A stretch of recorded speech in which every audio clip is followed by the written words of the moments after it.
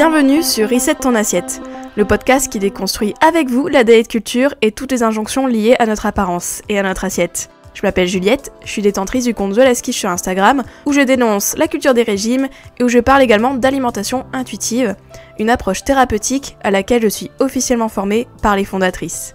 Je suis ravie de vous avoir sur mon podcast et je vous souhaite une très bonne écoute. Hello à tous, bienvenue dans ce nouvel épisode de Reset ton assiette.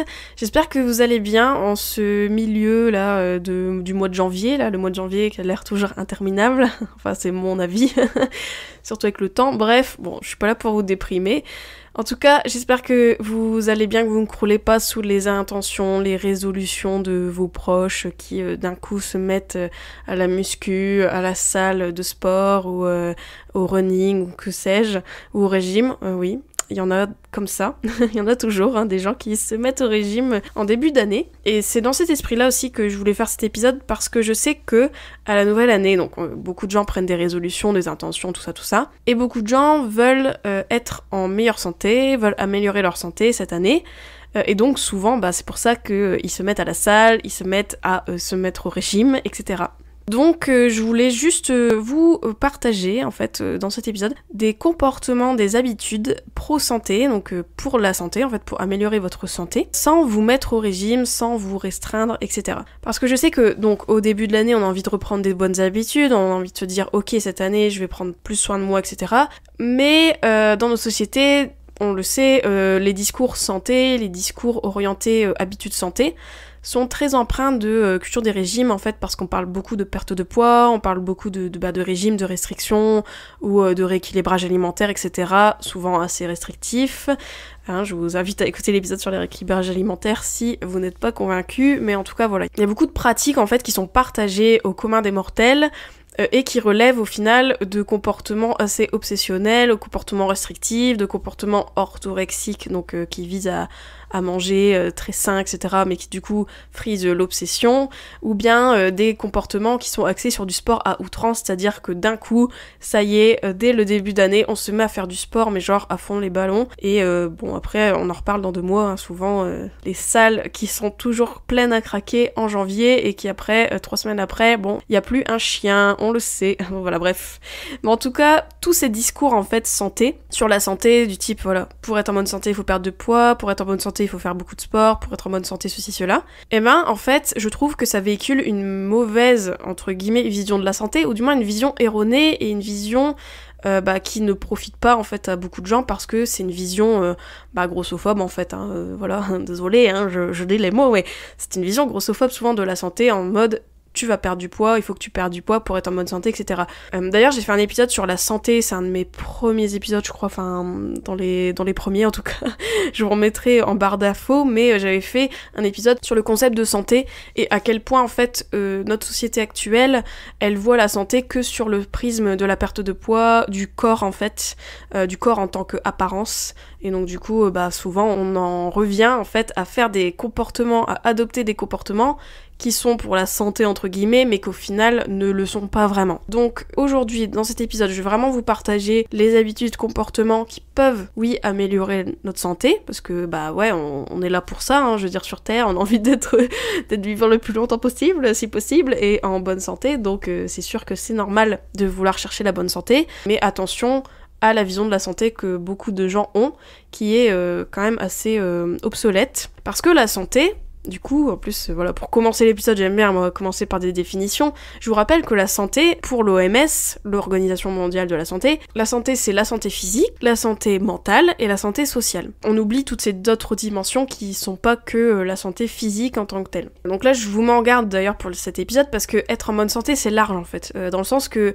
ça peut couvrir tellement de choses, et en plus de ça, il y a moins de choses en fait qui sont dans notre marge de manœuvre qu'on nous le fait croire. En fait, faut pas oublier que notre santé, il y a la génétique, à l'environnement, etc. Et c'est des choses qu'on a très peu de prise là-dessus. Et c'est ça que je veux vous dire aussi dans cet épisode, c'est que Ok, on peut essayer bien sûr d'adopter des comportements qui sont bénéfiques pour notre santé, mais gardez à l'esprit quand même que c'est pas votre faute en fait si vous chopez un cancer, c'est pas votre faute si voilà, il y a des choses qui ne sont pas à votre portée ou que vous pouvez pas améliorer, c'est ok, hein, voilà. En fait, être en bonne santé, certes, on a peu de prise sur certains facteurs, mais il y a quand même des facteurs sur lesquels on a quand même une influence, donc ça nous empêche pas hein, donc de savoir ça et de poursuivre des comportements qui nous aident à garantir une meilleure santé, c'est sûr. Mais ça, sans tomber dans la paranoïa, le tout ou rien, etc.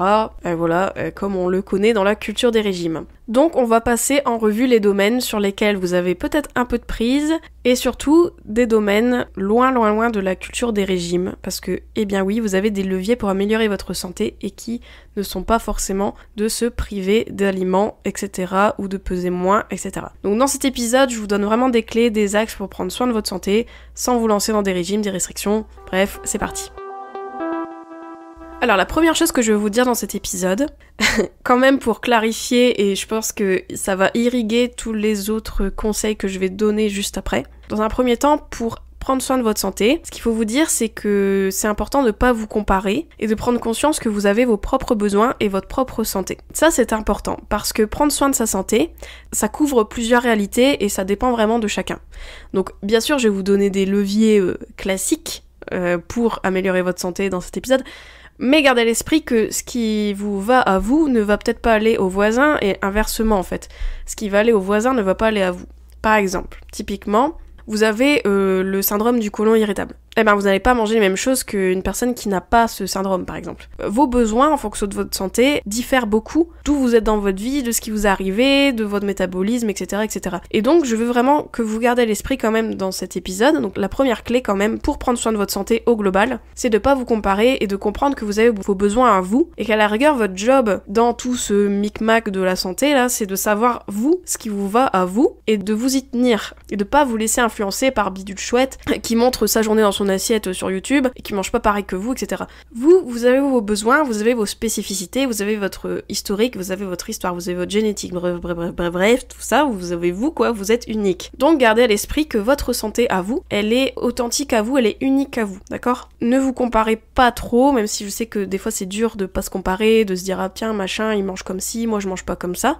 Mais gardez à l'esprit qu'il y a que vous qui puisse prendre en main votre santé et il y a que vous qui puisse adopter ce qui vous va. J'espère que c'est clair. En gros, il y a que vous qui puisse savoir ce qui est bon pour vous. Et ça, c'est important pour prendre soin de sa santé. C'est pour ça que je le mets en premier, parce que c'est pas une clé concrète, mais c'est quand même un état d'esprit, en fait, qui va vous permettre, à long terme, d'adopter des comportements pour votre santé, parce que vous allez penser à vous, et vous allez arrêter de vous comparer au voisin, à la voisine, et de voir, ah bah, machin, elle mange autant, elle mange moins que moi, elle mange plus que moi, elle mange ceci, elle mange cela. Vous êtes le maître à bord, c'est très important que vous gardez à l'esprit que vous faites vos choix pour vous et que votre santé à vous, votre vision de la santé à vous, elle n'est pas la même que les autres. Donc première chose, gardez à l'esprit, ne pas trop vous comparer et prenez conscience de vos propres besoins. Et ça, la découverte de vos propres besoins, ça prend toute une vie en vrai. Et vos besoins varient en plus en fonction de où vous êtes dans votre vie, etc., de ce qui vous arrive, tout ça. Et donc c'est très important d'avoir cet état d'esprit-là, de prendre conscience que chacun a ses besoins et que vous avez les vôtres et que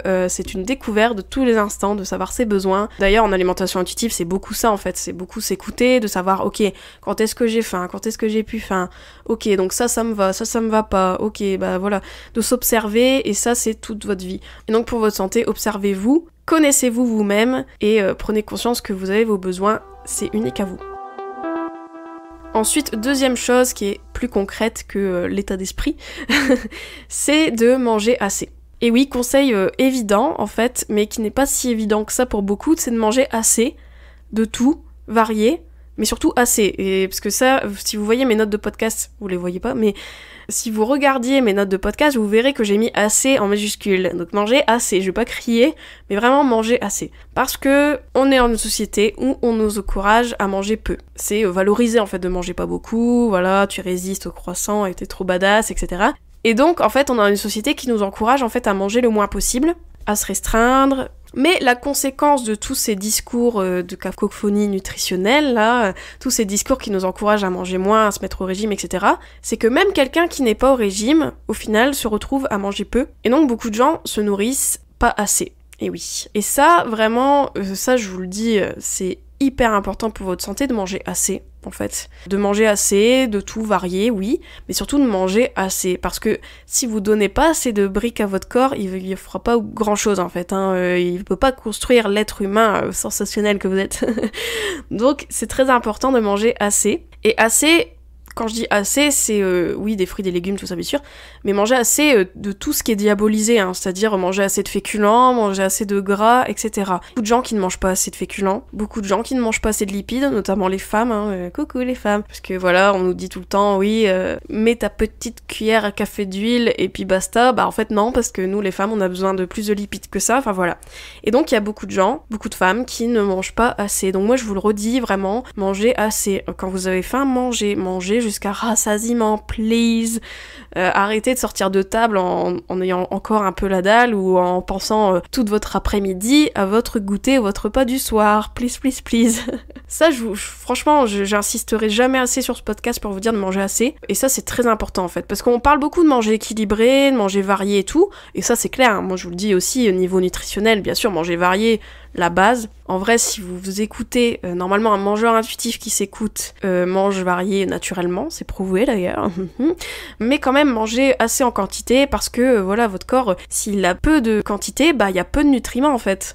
Et ça m'avait frappé, ça, je trouvais ce côté de se dire, manger peu en fait, ça fait que vous apportez moins de nutriments et on s'en fout que vous mangez 3 brocolis, si vous mangez pas assez, vous mangez pas assez quoi. Et je vous rappelle aussi que les féculents qui ont mauvaise presse pour certains, nanani, en fait les féculents, news fact, ils ont des fibres, ils ont des vitamines, etc. Il n'y a pas que dans les légumes où il y a des fibres et des vitamines, donc gardez ça à l'esprit. Pareil pour les protéines, le gras, etc. On a besoin de toutes ces briques-là. Et oui, il faut manger varié, oui, c'est bien de manger équilibré dans le sens d'avoir toutes ces briques-là régulièrement, mais surtout d'avoir en quantité suffisante. Donc manger assez, voilà. Pour tout ce qui est nutritionnel, bien sûr, je vais en parler dans cet épisode parce que c'est sûr que la nutrition, c'est important pour la santé. L'alimentation intuitive, et toutes les personnes qui parlent d'alimentation intuitive comme moi, on est d'accord, la nutrition c'est hyper important, il y a tout un principe dessus dans la thérapie de l'alimentation intuitive, la thérapie à laquelle je suis formée, je vais vous rappeler. On parle nutrition, la nutrition c'est hyper important et moi je vous dirai jamais fuck la nutrition, mais c'est juste que la nutrition, faut la voir de manière bienveillante. Et comment on la voit de manière bienveillante ? C'est justement, qu'est-ce que je peux faire pour améliorer entre guillemets mon alimentation, c'est-à-dire pas améliorer en mode naturopathie orthorexique là, mais améliorer en se disant qu'est-ce que je peux ajouter en fait. Et si je remettais des fruits que j'aime bien, et si pour accompagner cette pièce de viande, je ferais pas un petit gratin de légumes à la béchamel, etc.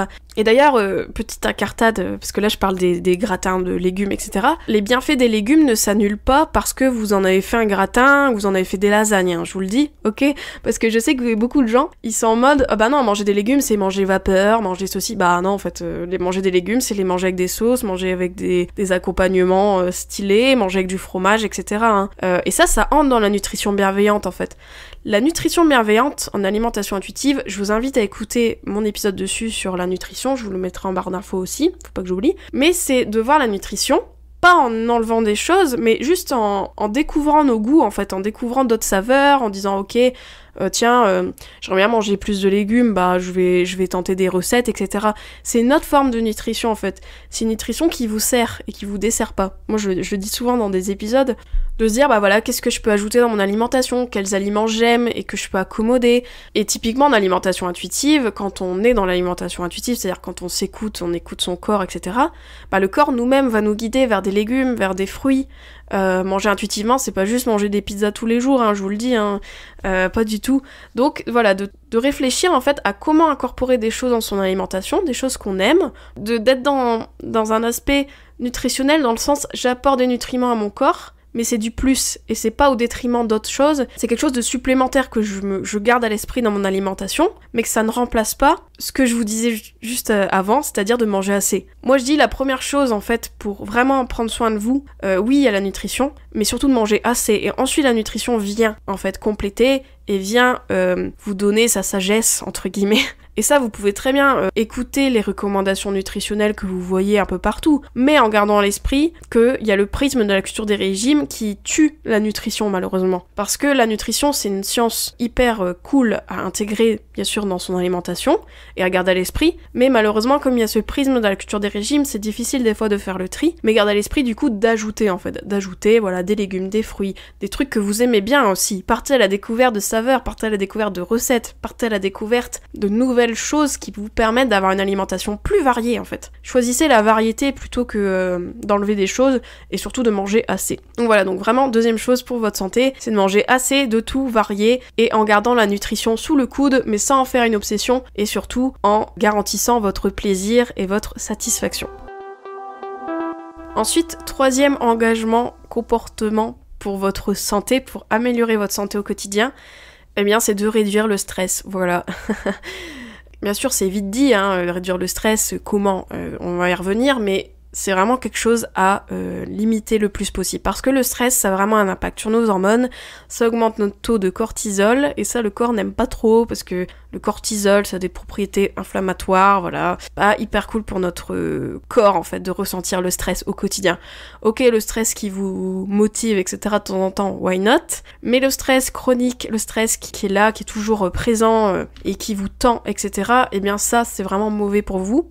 Et donc ça, c'est vraiment, sans se mettre au régime, pour votre santé, c'est vraiment de réduire votre stress, en fait. Sans la perte de poids, tout ça, c'est vraiment réduire votre stress. Et le stress, je trouve qu'on en parle toujours d'une vision biaisée, en mode, le stress, c'est le stress du boulot, le stress peut-être un peu de la famille, mais on en parle un petit peu plus maintenant, de la charge mentale, par exemple, des femmes, etc., qui est un stress, je le rappelais. Mais on parle pas assez du stress qu'il y a autour de l'alimentation du corps. Ça c'est un stress en fait pour nous, c'est pas que le stress du boulot, du coup c'est le stress vraiment que on n'a pas conscience mais qui au final est là. Le stress de vouloir bien faire dans son alimentation, le stress de la charge mentale d'alimentation pour les gens qui sont au régime. Moi je me souviens quand j'étais en restriction, j'étais stressée en fait, parce que je pensais à ce que je pouvais manger, est-ce que je pouvais pas manger, est-ce que j'ai mangé assez de légumes, est-ce que ah tiens là je vais manger à l'extérieur, est-ce que je vais pouvoir manger que je veux, etc. Enfin, vous voyez ce stress quand même, ça c'est un stress, et ça on n'en parle pas assez. Vous voyez toute cette cacophonie là qu'on a dans notre tête, notre charge mentale qu'on a dans notre tête et qui est vraiment due à la culture des régimes, et ça c'est vraiment primordial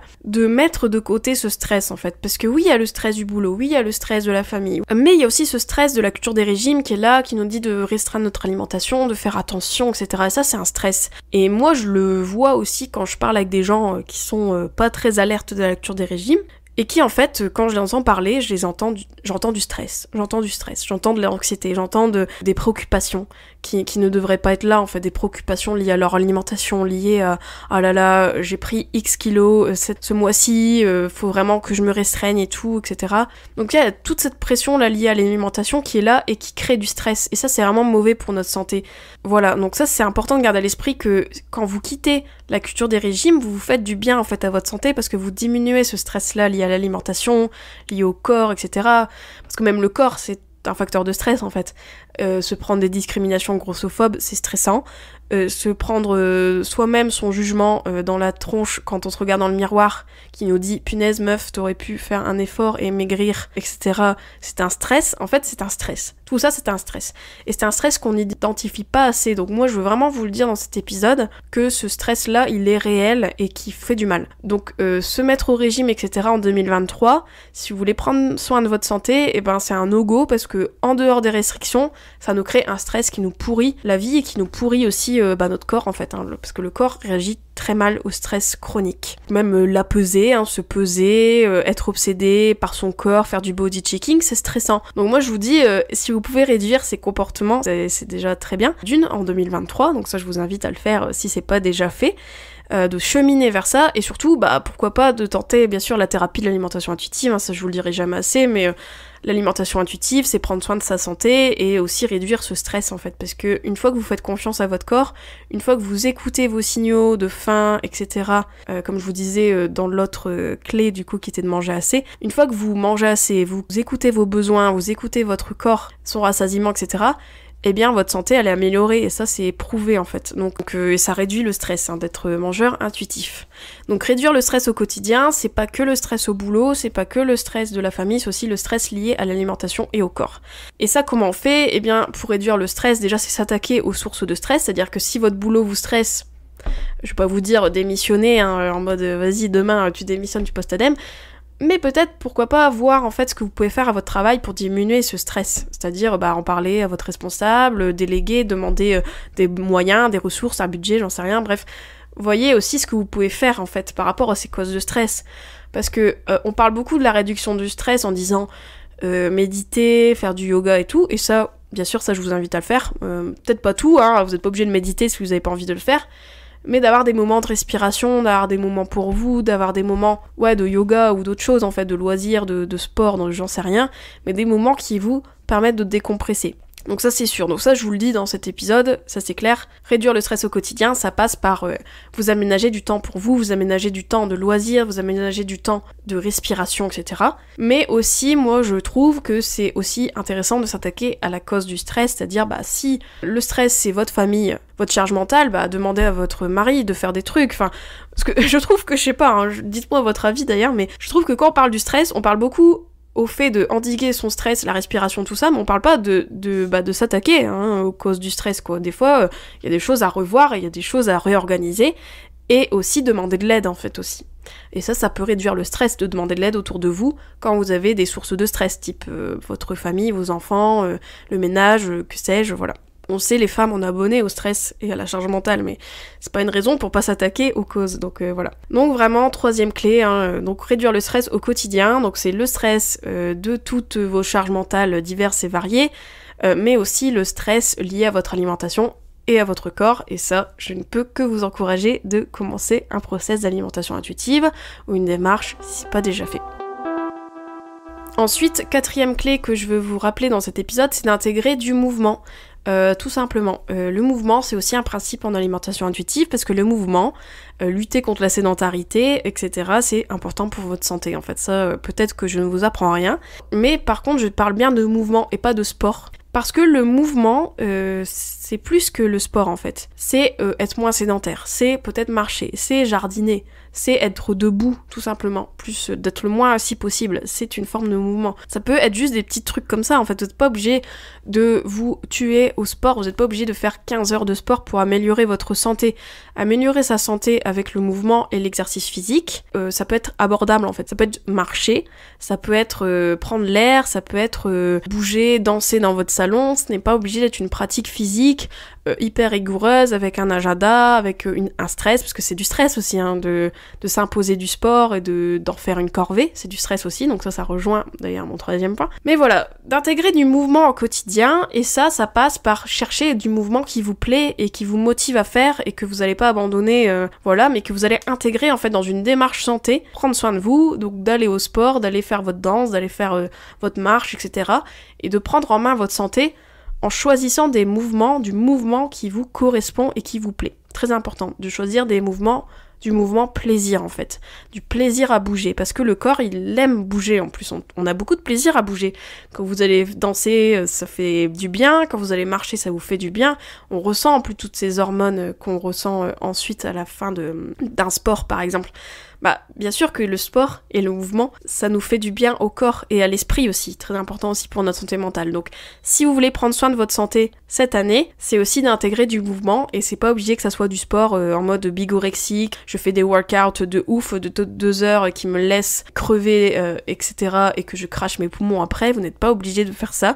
Trouvez du mouvement qui vous plaît et que vous pouvez intégrer au quotidien, et surtout d'être le moins assis possible, de lutter contre la sédentarité, d'être moins sédentaire, parce qu'on le sait, voilà, actuellement dans notre société on est assez sédentaire, on passe beaucoup notre journée assis, et donc du coup juste d'avoir des temps où vous êtes même debout, rien que ça déjà c'est déjà bon pour votre santé en fait. Donc intégrer du mouvement et de bouger en fait, tout simplement, et sans stress, donc qu'il soit du mouvement flexible et sans contrôle.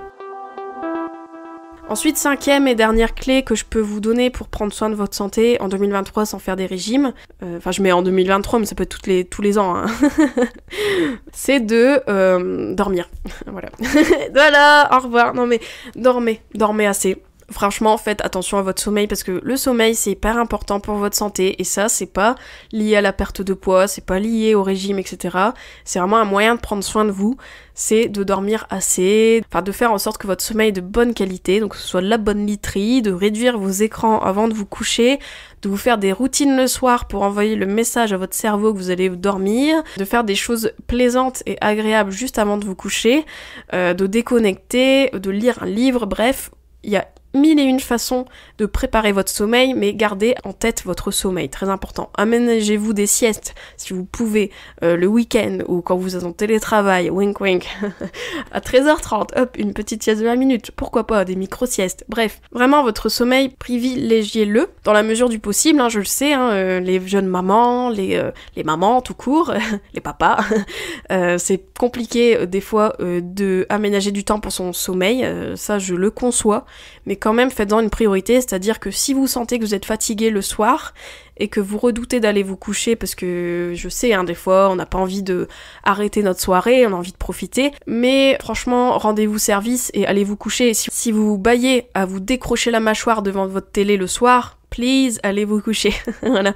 Donc vraiment, le sommeil, très important, ça améliore votre santé, votre humeur. Le sommeil, c'est vraiment la base, même pour s'écouter. Un mangeur intuitif qui ne dort pas, il aura plus de mal pour s'écouter, ses signaux seront un peu off, quoi, ils seront pas forcément de bonne qualité. Donc voilà, vraiment prioriser le sommeil, très important, je trouve qu'on n'en parle pas assez, on parle du sport, on parle de la bouffe, etc., de l'alimentation, mais on parle pas du tout du sommeil, enfin on n'en parle pas assez en fait, je trouve.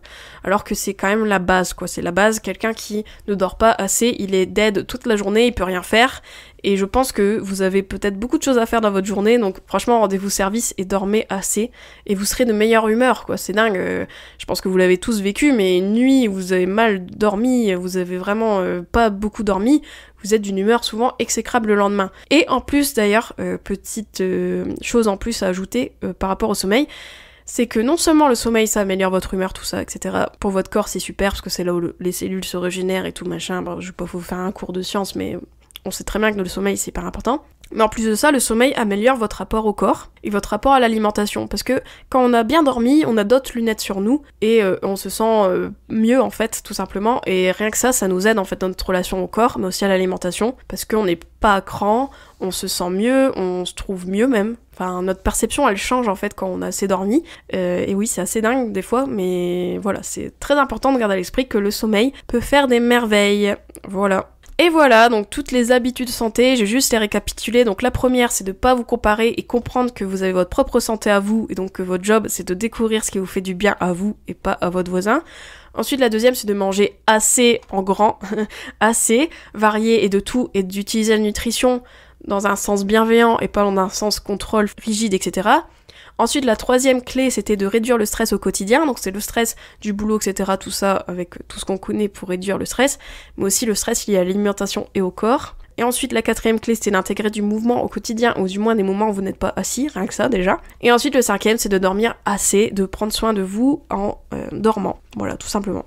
Voilà, j'espère que ces clés vous ont rappelé des choses, peut-être que ça vous a donné des idées de choses à mettre en place concrètement dans votre planning, dans votre journée, dans vos semaines, etc. Dites-moi d'ailleurs si ça vous a aidé, peut-être que ça vous a clarifié l'esprit sur certaines choses, mais vraiment, moi ce que je veux vous dire dans cet épisode pour conclure, c'est de laisser la culture des régimes en 2022, vraiment. Essayez de l'éloigner le plus possible de vous, parce que prendre soin de sa santé, c'est aussi ne pas stresser sur son alimentation, c'est manger assez, c'est d'écouter son corps, et on le sait, les mangeurs intuitifs ont une meilleure santé en fait que les mangeurs restreints, c'est sûr. Les études l'ont prouvé qu'un mangeur intuitif a moins de mauvais cholestérol, a moins de stress, a moins d'anxiété, a une meilleure confiance en son corps, en ses signaux, a une meilleure estime de soi et une meilleure image de soi.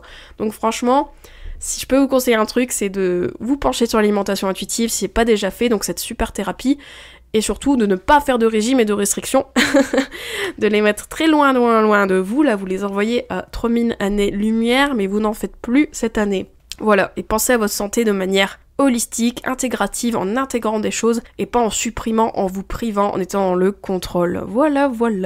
Eh bien, j'espère que cet épisode vous a plu, n'hésitez pas à me le dire sur Instagram, par mail, etc. Et nous, on se retrouve la semaine prochaine dans un nouvel épisode. Ciao. J'espère que cet épisode t'a plu. N'hésite pas à le partager. et à lui laisser une super note sur toutes les plateformes si c'est le cas. Vous pouvez toujours me retrouver sur mon compte Instagram TheLastQuiche. Je vous dis à très vite pour un nouvel épisode de Reset ton assiette. Ciao!